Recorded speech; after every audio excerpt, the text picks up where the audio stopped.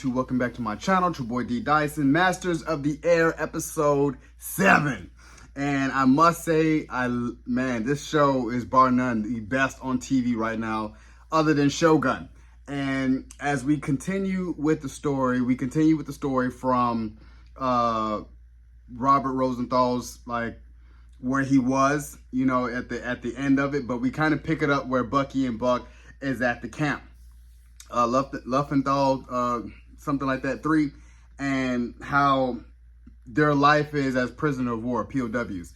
And they mention this great escape of how 76 men left out and escaped through the tunnel. 73 of them got captured, but they were trying to, you know, as they were talking and getting interrogated, they let a couple of them live, but they executed 50 just to be like, yeah, we're, you know, it's just a mind game and a mental battle for them. And then you kind of going into why there's stray cats underneath there, and then there were, you know, and talks of them cooking the stray cats and eating it. But I was looking at it, I was like, man, it's, you know, Buck and Bucky is still trying to find out how they can leave, and that kind of give them inspiration to be like, man, we gotta get up out of here.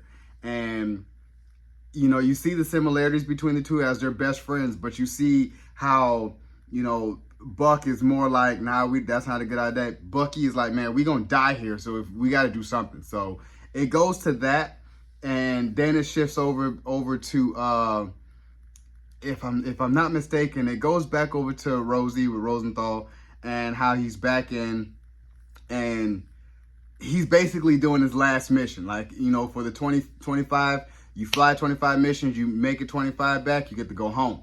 And how that's weighing on him, because it's like, it's still more to be done. And then you go and kind of go into Crosby, because I still like how we tailored around Crosby as the narrator, that Crosby does end up being with that lady when he was over in London, and that's kind of like his escape and release. Like, we all thought that Crosby is a, you know, a good guy, which he is, but, you know, he needed some type of relief and stress reliever, which he finds into the girl. And you can see that they've been kind of kicking it a while, sleeping together and all that stuff. So they're kind of really getting to know each other a lot better. And you can kind of tell he's catching a little bit of feelings for her, but, you know, she's not letting on too much.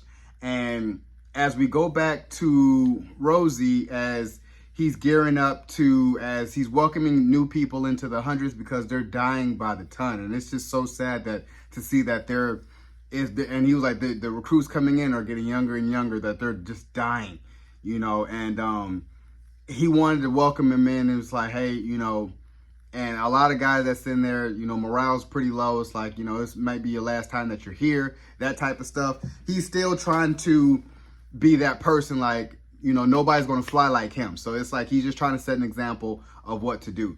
And when they go up in the air, you know, as his 25th mission, it's kind of like, man, you know, you're flying over Berlin, they drop the bombs, they get escorted by the P-51, so it was a safe landing. They dropped the bombs, he made it back. You could tell that, you know, everyone was emotional, but it was not until they had that party, you know, basically a send-off, and stated that, you know, well, yeah, your guy's off the hook, but for everyone else, it's 25 to 30 missions. So because you made it to 25, now we're extending it to, some people has to have 28 to 30 to be able to go home.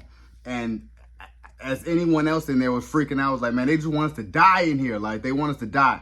And that would have been the attitude I had, because it's kind of like, why are you changing the game, you know, changing the rules mid-game? And I was like, I would have been the same type of way. So you see Rosie is kind of like, nah, I'm staying. You know, at the tail end of it, he was like, I'm staying. You know, I'll do the 30 missions. It's only 5 more. I'm staying. So he has that, it's work to be done, because you're seeing people dying every single day, that it's like you don't want to go home and fly in Florida, you know, teaching pilots and stuff like that, when there's work to be done. So I respect that. I saw a trailer of the 100th coming to Apple TV that Robert Rosenthal did survive. So I was telling myself, I'm like, I can't wait to watch that, because man, the 100th is something that I'm like, you guys need to be revered. Can't wait for next episode.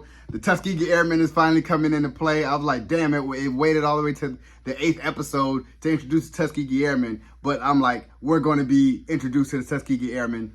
And with that, it was just kind of understanding what Bucky and Bucky is trying to do.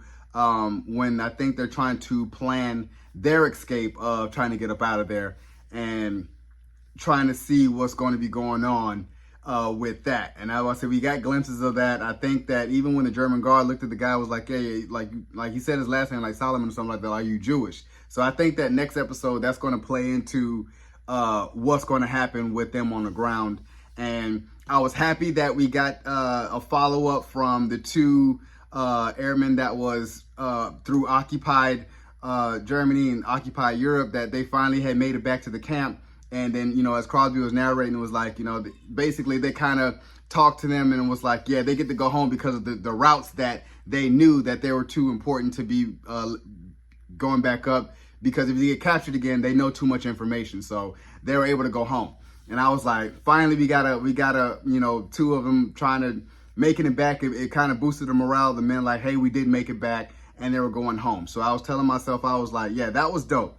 This was dope. You know, I'm like, the most emotional part was, you know, when Rosie was buzzing the tower, you know, reminded me of Top Gun, because he was like, we're out of here. You know, as his last mission, the only one to make it to 25, you know, I was kind of like, I'm emotional, you know, although he's steadfast in it, but I was like, man, he made it, only to stay because, you know, the rules changed for everyone else, but he's telling himself like, nah, then it needs to be like that for me. And I was like, that's a man of character, and just, man, I can only imagine. So you guys enjoyed my review of episode 7 of Masters of the Air. Subscribe to my channel, post a comment down below, and like the video. It's your boy, D. Dyson. Peace.